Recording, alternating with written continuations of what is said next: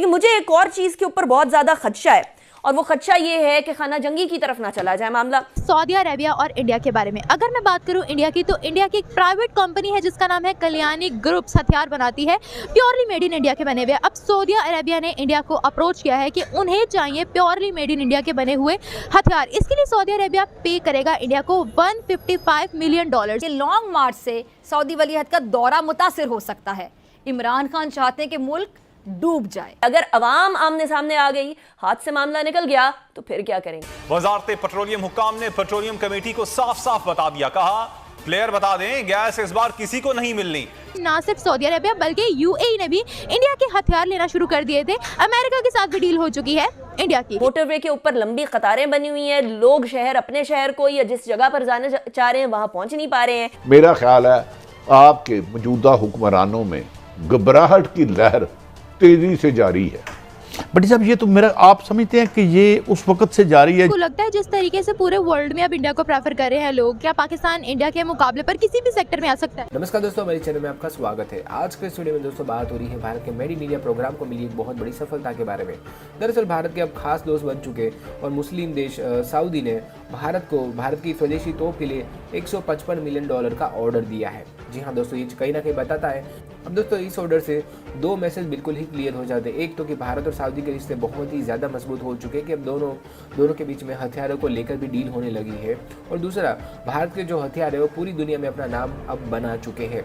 फिलहाल दोस्तों इसी खबर को लेकर पाकिस्तान मीडिया में और क्या रिएक्शन देखने को मिल रहा है उसको जानने के लिए शुरू करते हैं इस वीडियो का अगला भाग। व्यूअर्स, आज हम बात करने वाले हैं सऊदी अरेबिया और इंडिया के बारे में। अगर मैं बात करूं इंडिया की, तो इंडिया की एक प्राइवेट कंपनी है जिसका नाम है कल्याणी ग्रुप्स, हथियार बनाती है प्योरली मेड इन इंडिया के बने हुए। अब सऊदी अरेबिया ने इंडिया को अप्रोच किया है कि उन्हें चाहिए प्योरली मेड इन इंडिया के बने हुए हथियार। इसके लिए सऊदी अरेबिया पे करेगा इंडिया को $155 मिलियन। तो अगर हम पाकिस्तान की बात करें, पाकिस्तानी ये कहते हैं कि हमारे हथियार पूरी दुनिया में बहुत ज़्यादा मशहूर है जिससे हम पूरी दुनिया को फतह कर सकते हैं। लेकिन अगर हम पूरी दुनिया की बात करें तो पूरी दुनिया में इस वक्त इंडिया को प्रेफर किया जा रहा है। ना सिर्फ सऊदी अरेबिया बल्कि यूएई ने भी इंडिया के हथियार लेना शुरू कर दिए थे। अमेरिका के साथ भी डील हो चुकी है इंडिया की। ये कहूँगा कि पहले तो वो इस्लामी मुल्क है, कोई भी मुश्किल वक्त आए तो हम हमेशा पाकिस्तान ने सऊदीया की सपोर्ट की है, तो उनको चाहिए यहाँ पे क्वालिटी भी हर चीज़ अच्छी है, यहाँ से खरीदें। मुझे एक आप बात बताएं। सेकंडली वो ये है कि इसलिए वो खरीद रहे हैं कि वो बड़ी मार्केट है और लोग प्रेफर करते हैं उनके साथ काम करने के लिए,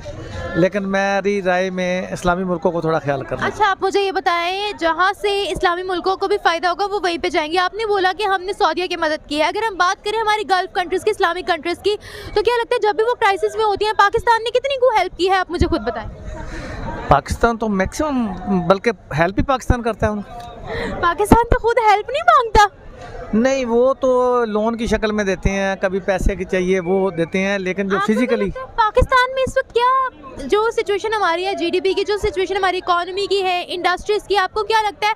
अब आप मुझे ऑनेस्टली बताएं कि हम लोग मदद कर सकते हैं उन कंट्रीज की? और इसका सबसे ज्यादा खौफ विफाकी वजीर दाखिला राना सनाउल्लाह को है, जिन्हें उनके इत्तेहादी और सपोर्टर्स आजकल हकीम राना सनाउल्लाह के खिताब से नवाज रहे हैं, और शायद ये समझते हैं कि जी उनके पास हकीकी आज़ादी लॉन्ग मार्च से छुटकारे का इलाज मौजूद है हकीम साहब के पास। और हुकूमती इत्तेहादियों के इन्हीं हकीम राना सनाउल्लाह ने कहा है कि चंद लोग सड़कें बंद कर रहे हैं। जिस तरह की सूरत हाल बन रही है, इसमें हुकूमत गवर्नर राज की तरफ जा सकती है।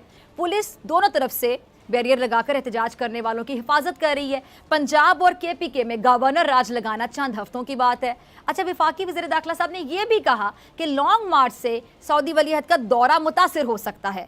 इमरान खान चाहते हैं कि मुल्क डूब जाए। एक इंटरव्यू में उन्होंने कहा कि हुकूमत पंजाब में गवर्नर राज लगा सकती है और सदर का गवर्नर राज लगाने में कोई किरदार नहीं है। सदर को वज़ीर आज़म की सिफारिश पर अमल करना होगा।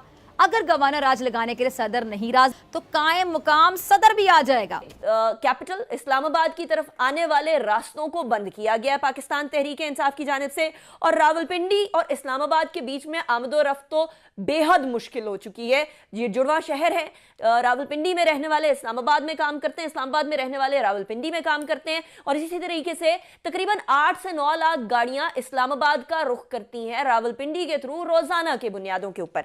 लेकिन उन तमाम गाड़ियों को मुश्किलात का सामना है। इसके बीच में एम्बुलेंसेस भी हैं, बुजुर्ग अफराद भी हैं, खवातीन भी हैं, और बारहा मैं तमाम पाकिस्तान तहरीक इंसाफ के रहनुमाओं से यही बात करती आ रही हूं कि क्या सड़कें रोकना एक आम शहरी को अजियत देना, क्या ये सही है? क्या किसी भी तरीके से किसी भी महज़ब माशरे के अंदर एहतजाज का ये तरीका होना चाहिए? उस पर एक ही जवाब मिलता है, इंतखाबात की तारीख दे दें तो हम पीछे हट जाएंगे। बहरहाल एक और जो पेशरफ्त हुई है वो भी बड़ी इंपॉर्टेंट है, और वो पेशरफ्त ये है कि जी शहबाज शरीफ साहब ने आना तो पाकिस्तान था वो कल ही, लेकिन चले वो लंदन गए, और 2 दिन, आज दूसरा दिन, इन 2 दिन के अंदर 2 मुलाकातें हुई हैं नवाज शरीफ साहब से। ऐसे में शहबाज शरीफ साहब जब से अप्रैल से लेकर अब तक उनके 6-7 महीने जो पूरे हुए, इसके अंदर 3 दफ़ा तो कम अज़ कम जा चुके हैं शहबाज शरीफ साहब नवाज शरीफ साहब के पास। इसके अंदर पहली मुलाकात 11 मई को हुई थी। शहबाज शरीफ साहब ने अप्रैल के अंदर चार्ज उठाने के बाद मई के अंदर अपने भाई से जाकर बहुत सारी इंपॉर्टेंट डिस्कशंस करना सही समझा। उसके बाद यूएन के दौरे के बाद दूसरी मुलाकात 18 सितंबर को हुई थी, और अब इजिप्ट के बाद COP27 के इवेंट के बाद शहबाज शरीफ साहब ने ट्वीट तो किया कि ऑफ टू पाकिस्तान, लेकिन वो ऑफ टू लंदन हो गए, और अभी इस टाइम पर 9 नवंबर को दूसरी मुलाकात हुई, और इसी दौरे के अंदर 2 मुलाकातें 2 दिन के अंदर हो चुकी हैं। कहा जा रहा है कि बड़ी इंपॉर्टेंट डिस्कशंस की जाएंगी, इसलिए क्योंकि आज से एक और अहम पेशरफ्त, ये तीसरी अहम पेशरफ्त है आज की, और वो तीसरी अहम पेशरफ्त ये है कि chief of army staff general Qamar Javed Bajwa की बाकायदा फेयरवेल मुलाकातें शुरू हो गई हैं। इससे पहले बहुत सारी कयासाराइयां चल रही थी कि एक्सटेंशन हो जाएगी, एक्सटेंशन दे दी जाएगी, अप्रैल तक जाएगा, मार्च तक जाएगा मामला, 3 साल, और इमरान खान साहब ने तो ताहयात एक्सटेंशन की ऑफर भी दे दी थी। लेकिन अब ये वाजे हो गया कि chief of army staff retirement की तरफ बढ़ रहे हैं, फेयरवेल मुलाकातें हो चुकी हैं शुरू। अब सियासत किस रुख बैठेगी, क्योंकि राना सनाउल्लाह साहब ऑलरेडी कह चुके हैं कि 2 ही एम्स हैं अल्टीमेट पाकिस्तान तहरीक इंसाफ के, और उनके अंदर से एक ये अहम तैनाती है। लेकिन मुझे एक और चीज़ के ऊपर बहुत ज़्यादा खदशा है, और वो खदशा ये है कि खाना जंगी की तरफ ना चला जाए मामला।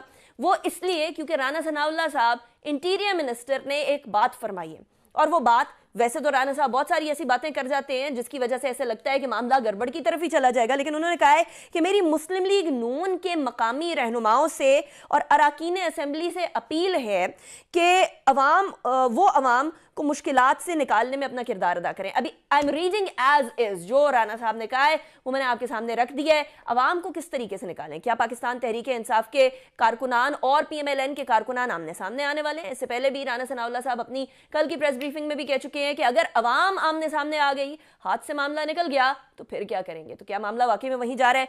कितने बजे के यहाँ पे खड़े हुए हैं? सर 8 बजे के खड़े हैं, लेकिन आटा नहीं मिल रहा, इतने तंग हैं बच्चे, रोटी से